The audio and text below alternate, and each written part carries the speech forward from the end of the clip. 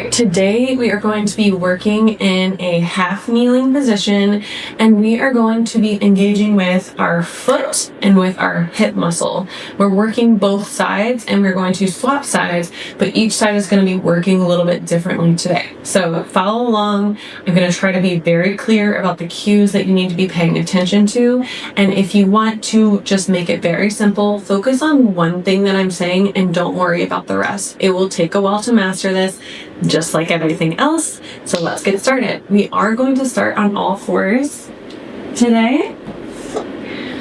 And then we are going to put one knee up, just like this. So our foot is in contact with the ground.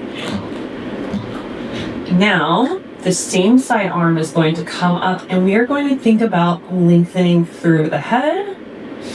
Take a breath there as you really try to lengthen, and then try to lengthen through your sit bones. So you might feel a really big stretch in your inner thigh, and for some of you this might be too much. So you can definitely come up on a yoga block if you need to, something like that. I'm gonna go all the way down on the floor and then raise my right arm up. Now, let's talk about what we're doing with the foot. So I am grounding through the big toe side of my foot in the ball of my foot. I'm really trying to press down into that big toe and make sure the ball of my foot is in contact with the ground equally from the big toe to the pinky toe side. That is extremely important. And I am thinking about my whole heel in contact. So my right side of my heel and my left side of my heel, all of that's in contact with the floor, and that's going to help you engage with the arch of your foot. Now, raise your arm. And we are going to breathe and create our cylinder here because we're not letting go of that just because we're advancing. Breathe into your cylinder, and maybe you just stay here for a few breaths. Now we're going to rock forward slightly, keeping that contact with the ground. We're not going to roll on the side of our foot. We are going to keep that big toe in contact with the ground as we rock forward. And then we're going to keep that contact with the floor as we come back. Now, I want you to think like you are on a single line track with your spine. You're not moving so much to the side to get out of the way as you rock back. You are staying in line. And so you might only go about here if you have really tight hamstrings. But we are going to keep that alignment with the engagement with the floor to make sure that we're getting really good input to the brain with this, that we're stabilizing.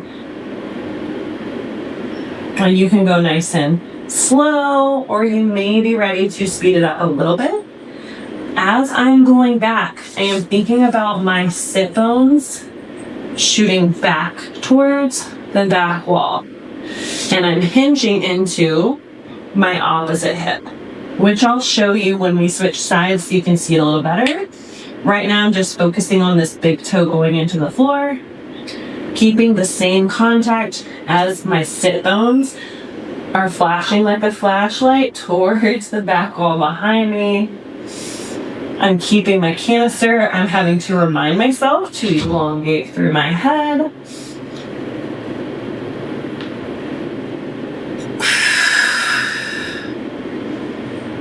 This looks really simple, but it is actually quite difficult. And if there's nothing else you focus on in this exercise, focus on that big toe. And always, always, always the elongation of your spine. Okay, let's switch sides. Woo! So once you get the hang of this on both sides, you might want to repeat it on each side.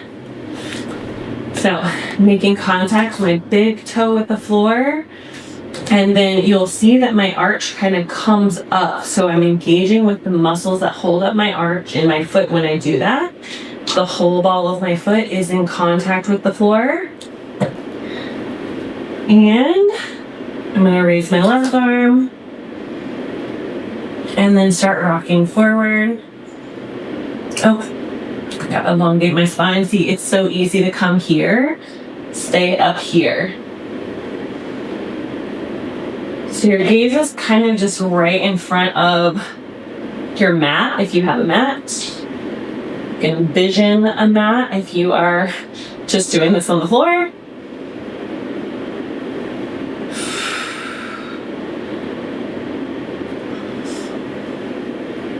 Moving forward, grounding into that foot. Going back, elongating through the spine and the sit bones. If you're doing this really well, you will feel this in your upper back too. So remember too, this hand on the ground is not doing nothing. We are pushing through our shoulder, grounding with the whole palm of the hand. And then this back hip, I'm going to talk about for just a minute. We don't want to round a lot as we're coming back. We want to stay neutral. So I'm kind of thinking about hinging at my hip joint as I'm coming back in a straight line. I'm not going out to the side. I'm not kind of making more space here. I am trying to go into that hip crease with control. And when I do that, I actually feel my glute on this side working too, as I'm kind of lengthening the hamstrings here. Okay. Pause for a second. There was a lot of things that I just taught you. So I want you to pick one that really stuck out to you, whether that's grounding your toe into the ground, whether that's moving into your back hip crease, or whether that's just elongating into the top of your head. Pick one thing, and we're going to do 5 reps on each side again. And I am going to try to close my mouth so I don't cue you too much. You pick one thing, and I will just demonstrate, and then we'll switch sides. Okay, starting with right leg forward, arm comes up, pick your cue that you're going to work on, and come forward.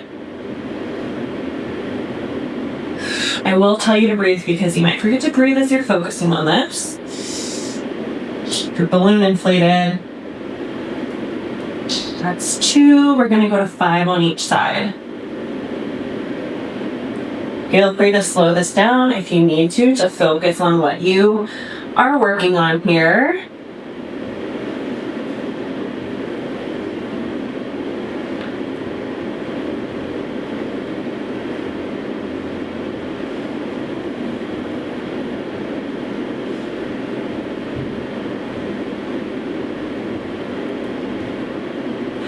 Okay, switch sides.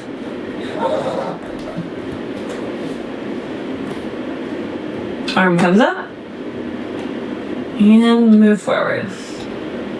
Focus on what you want to focus on, just one thing. And then when you practice this again later, if you have time, you can focus on something different and see how it feels.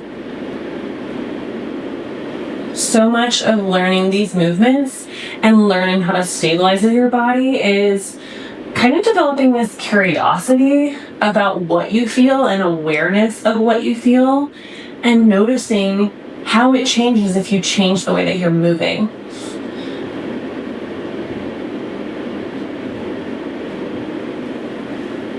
And in doing that, it tells our nervous system that we are safe, that we can engage with movement with curiosity without it being dangerous to our body. If it hurts, that's just information. We can change the movement and see if that makes it feel better. The more we come at it from a neutral lens, the less the brain is going to catastrophize things and send pain signals back to our joint. And that's how we kind of get out of these chronic pain states, little by little. Okay. So that is your forward rock and back in half kneeling. Tomorrow we are going to work on more single leg activities. Practice this again today if you have even just 2 minutes to do a few reps on each side. And I will see you in the next challenge.